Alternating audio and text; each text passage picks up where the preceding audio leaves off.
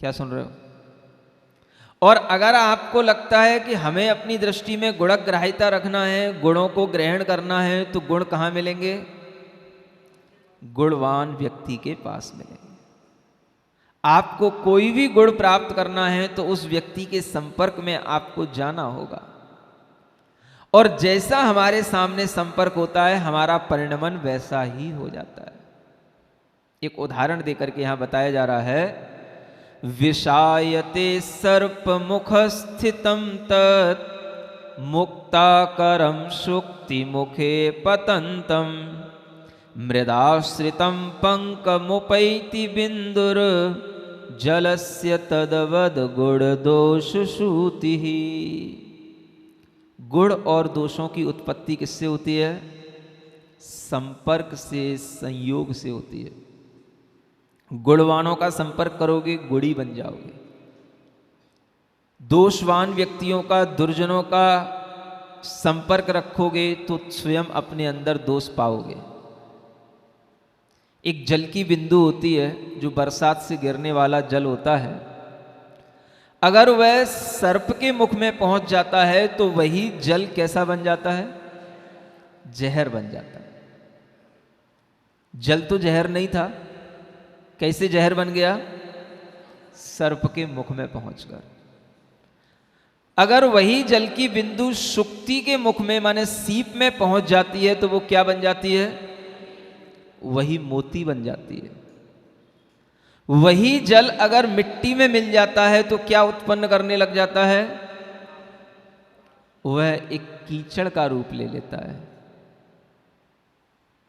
ये सब चीजें हमें क्या बता रही हैं? जल तो एक ही है, लेकिन अलग अलग संपर्क में आकर के उसके अंदर गुण और दोष अलग अलग उत्पन्न हो जाते हैं। हमेशा यही एक भाव रहना चाहिए कि हमें गुणवानों की संगति करना, गुणवानों की खोज करना, और गुणों के संपर्क में आने से ही हमारे अंदर गुण रहेंगे। अगर कभी हमारे अंदर दोष भी आया है तो वह गुणवानों के संपर्क से दूर हो जाएगा। ये जरूरी नहीं है कि आपने जो अपने बचपन से संपर्क पाया है वो बिल्कुल आपके लिए हितकारी ही हो। विचार आपका समय समय पर गुणों को ग्रहण करने का बदल भी सकता है, बदल सकता है। एक ऐसा भी कोई उदाहरण है जो गुणों की प्राप्ति करने के लिए अपने भाई को भी बदल सकता है, भाई को भी छोड़ सकता है? क्या सुन रहे हैं? याद आ गया? उसने सही किया था कि गलत किया था? क्यों सही किया था? क्योंकि उसके अंदर गुण और दोषों का ख्याल था। जब तक भाई सही रास्ते पर चल रहा है तब तक वह भाई के साथ में है, और जैसे ही भाई ने गलत रास्ता अपना लिया, भाई है तो भाई के लिए सब कुछ कर देना चाहिए, भाई का दामन नहीं छोड़ना चाहिए। गुणवान व्यक्ति के लिए भाई बंधु से बढ़कर के उसके गुण होते हैं, और वह गुणों की ही उपासना करना जानता है। वह गुण उसके लिए चाहे अपने भाई में नहीं भी मिले कोई बात नहीं, अगर अपने विरोधी में भी मिले तो वह उनसे गुणों की प्राप्ति कर लेता है। उसको कहते हैं गुणवान व्यक्ति। क्या सुन रहे हो? जब विभीषण रावण के पास में था तो राम उनके लिए विरोधी थे और विभीषण भी उनके विरोध में था, लेकिन जब विभीषण ने अपने विवेक का उपयोग किया तो देखा कि ये गलती तो भाई कर रहा है, अन्याय तो भाई कर रहा है, अपना धर्म भाई है, लेकिन आज वह धर्म को छोड़ रहा है, अब केवल वह भाई रह गया है, अब वो मेरा धर्म भाई नहीं रहा। क्या कर दिया था उसने? अन्याय तो किया था, किया था? नहीं लग रहा था आपको अन्याय किया? क्यों? दूसरे की स्त्री को जबरदस्ती उठा करके ले आना अन्याय नहीं था? हाँ? और इस अन्याय को अगर कोई सहन कर सकता है तो वह सहन करने वाला व्यक्ति गुणवान कैसे कहला सकता है?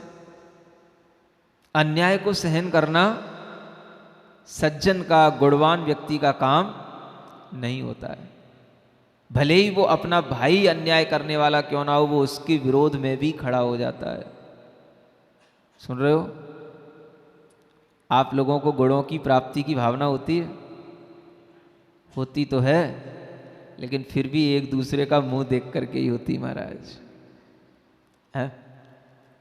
कभी ऐसा तो नहीं हो जाता कि आप अपने किसी मोह के कारण से कुछ अन्याय का समर्थन कर जाते हो सकता है? हो सकता है। विचार करना, हर आदमी के अंदर कोई ना कोई गलती हो जाती है, हो सकती है। यदि वह गलती अपने लिए कोई अनुभव भी करा सकता हो और अपने अनुभव में भी आने लग जाए कि हाँ ये गलती है या हो सकती है, और उस गलती को रियलाइज कर लेना, यह भी अपने आप में गुणवान पुरुष की पहचान होती है। संपर्क से ही सब गुण और दोष आते हैं। अगर आपकी दोस्ती गलत जगह है तो आपके अंदर भी गलत भाव पैदा होंगे, और आपकी दोस्ती, आपका उठना बैठना, आपका संपर्क अच्छी जगह पर है तो आपके अंदर अच्छे भाव पैदा होंगे। इसीलिए तो कहा जाता है हमेशा सत्संगति करो। सत माने अच्छी संगति करो, असत संगति के लिए तो नहीं कहा जाता। हर कोई इस बात को जानता है। एक घड़ी आधी घड़ी, आधी में पुनि आधी, तुलसी संगत साधु की हरे कोटि अपराध। क्या कहा गया? हर व्यक्ति जानता है साधु की संगति से हमारे अपराध, करोड़ों करोड़ों अपराध अपने आप दूर हो जाते हैं केवल संगति करने से। और आप तो बहुत बड़ी बड़ी संगति कर लेते हो, नहीं करते हो? और संगति करने के लिए तो कई लोगों को कई तरह के प्रयास करने पड़ते हैं, कहीं दूर जाना पड़ता है, कई प्रकार के जो है आयोजनों के लिए उन्हें कई तरह के पैसे भी खर्च करने पड़ते हैं, टिकट भी देनी पड़ती है। लेकिन जब साधु संगति बिल्कुल फ्री में मिल रही हो और फ्री में ही सब लाभ मिल रहा हो और फ्री में भी वो लाभ उठाने का भाव न आ रहा हो, तो इसका मतलब क्या है कि आपको साधु संगति का लाभ पता नहीं है। अरे यह तो वह साधु संगति है कि आपको कुछ नहीं करना, बस आ जाओ, बैठ जाओ। अगर बैठ करके कान खुले रहे तब तो बहुत अच्छी बात है, अगर नहीं भी कान खुले रहे तो भी आपका साधु संगति से करोड़ों करोड़ों पाप इस समय पर क्षय हो रहे हैं और हो जाते हैं। क्यों हो जाते हैं? आप ये भाव लेकर के आए हो, यही भाव लेकर के जब बैठ जाते हो कि नहीं, चाहे आगे बैठूं चाहे पीछे बैठूं, मुझे तो सत्संगति में बैठना है और मैं सत्संगति में बैठा हूं। जब तक मैं मुनि महाराज के प्रवचन सुन रहा हूं तब तक मैं कोई दूसरी बात नहीं सोचूंगा, नहीं करूंगा, और मेरे लिए केवल यही भाव है कि मैं सत्संगति का लाभ उठाऊंगा। चाहे आगे बैठो, चाहे नीचे बैठो, चाहे कहीं भी बैठो, यहां आने मात्र से आपके लिए क्या होता है? तुलसी संगत साधु की हरे कोटि अपराध। अपराध तो आपने किए होंगे, उन पापों का प्रायश्चित भी आपको करने की जरूरत नहीं है। वह पाप भी अपने आप छूट जाते हैं, धुल जाते हैं जब हम साधु संपर्क में आकर के बैठ जाते हैं और साधु के संगति का लाभ उठाते हैं, तो इससे बढ़कर के हमारे लिए गुणों की प्राप्ति करने का और कोई दूसरा उपाय नहीं होता है। कितना सरल उपाय है, और आप जैनों को तो बड़ी सरलता से मिल जाता है, नहीं मिलता है? शायद इसीलिए आप उसकी वैल्यू भी कम करते हैं जो अपने को सरलता से मिल जाता है। कहीं ऐसा तो नहीं? अगर यही रोजाना होने वाले प्रवचन, एक स्कीम निकालें हम कि ये प्रवचन केवल महीने में 4 दिन होंगे, सुन रहे हो, और बड़े स्टेडियम में होंगे, और प्रवचन सुनने वालों के लिए 1000 रुपए की फीस लगेगी, सुन रहे हो? फिर देखो आप वैल्यू क्या होगा,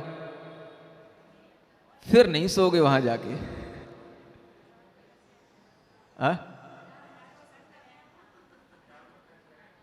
कई बार ऐसा लगता है जो चीज हमें इजीली अवेलेबल होती है हम शायद उसकी कीमत नहीं करते। पानी जब तक आपको बिल्कुल फ्लो के साथ में आपके घरों में बह रहा है तब तक आप पानी की कीमत नहीं करेंगे। एक बाल्टी की जगह 4 बाल्टी से नहाएंगे, एक बाल्टी फेनाले की जगह आप उसमें 10 बाल्टी ढोलेंगे, घर भी में साफ करेंगे, जहां सफाई की जरूरत नहीं है वहां सामने गली तक भी साफ करेंगे, अपने भी घर के सामने की गली साफ कर देंगे, दूसरे के घर के भी सामने की कर देंगे, क्योंकि खूब आ रहा है। और जब वही पानी अनाउंस किया जाता है दिन में 24 घंटे में केवल 1 घंटे के लिए 8 से 9 बजे तक बस पानी मिलेगा,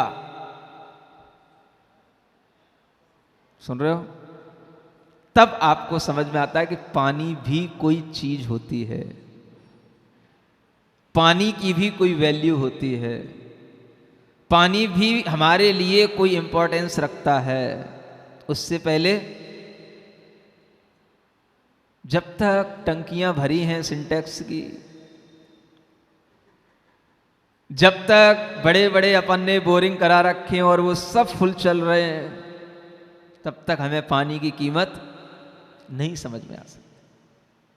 हर व्यक्ति के लिए वह कीमत तब समझ में आती है जब उससे उस चीज का अभाव हो जाता है, और उस अभाव में जब उसे लगता है कि नहीं, इसके बिना तो मेरा जीवन चलता ही नहीं था, तब उसे समझ में आता है कि ये चीज भी वैल्यूएबल थी, कीमती थी।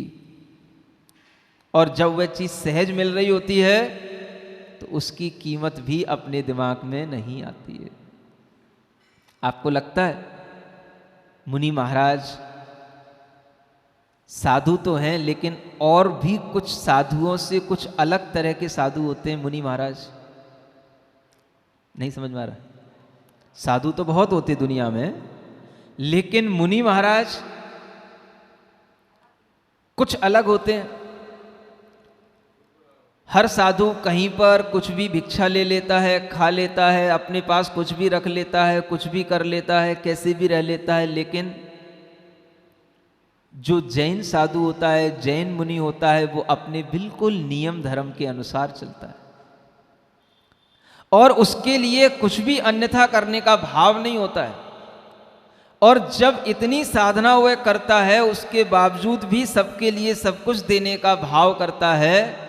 एक जो विशिष्ट भाव आना चाहिए कि हम जैन साधु के समीप बैठे हैं, ये भाव भी हो सकता है कि आपका धीरे धीरे बिल्कुल मिनिमाइज होता चला जाता हो। क्यों? क्योंकि वो तो हमारे लिए सहज देखने में आते हैं, सहज हमारे लिए उपलब्ध हो जाते हैं। समझ में आ रहा? और अगर कोई विशेष परिश्रम से लाया जाए, कोई विशेष आकर्षण के साथ हो, तो आपको लगता है कि हाँ ये कुछ विशेष है। क्या सुन रहे हो? साधु सहज उपलब्ध हो जाना अलग बात है, और साधु की विशेषता के साथ में कुछ विशेष भाव के साथ में उसके साथ जुड़ जाना, ये अलग बात। साधु तो सहज ही होता है, वो सहज बहते बहते सब जगह बह लेता है, चलते चलते सब जगह चला जाता है और पहुंचते पहुंचते वहां भी पहुंच जाता है जहां के लोगों ने कभी ना भी सोचा हो कि साधु का लाभ हमें मिल सकता है, साधु वहां भी पहुंच जाता है। लेकिन आप ये समझ पाएं कि हमारे लिए ये कोई विशेष लाभ है या हमारे लिए ये कोई विशेष चीज है, ये आपकी अपनी क्वालिटी होगी। साधु की क्वालिटी अलग है और आपकी क्वालिटी अलग है। आपके मन में ये भाव आना बड़ी चीज है कि अगर कोई जैन साधु है और वह साधु का रूप रखे हुए है तो वो अपने आप में कितना कठिन आचरण कर रहा है, ये भाव भी आना आपके लिए धीरे धीरे कम हो जाता है जब साधु आपके सामने ज्यादा आते हैं, ज्यादा जाते हैं। होता है कि नहीं होता है? देखो, कहा तो क्या गया था, तुलसी संगत साधु की हरे कोटि अपराध। आपको साधु की संगति से अपने अपराधों का नाश करना चाहिए, अपने पापों का दमन करना चाहिए और अपने पापों का नाश करके अपनी आत्मा को शुद्ध बनाना चाहिए। ये तो हुआ साधु की संगति का लाभ। लेकिन अगर संगति भी ज्यादा मिल जाए तो साधु महाराज का चातुर्मास हो रहा है तो वो हमारे किसी दुर्लभ पुण्य के कारण से हो रहा है, ऐसा आपको लगता है?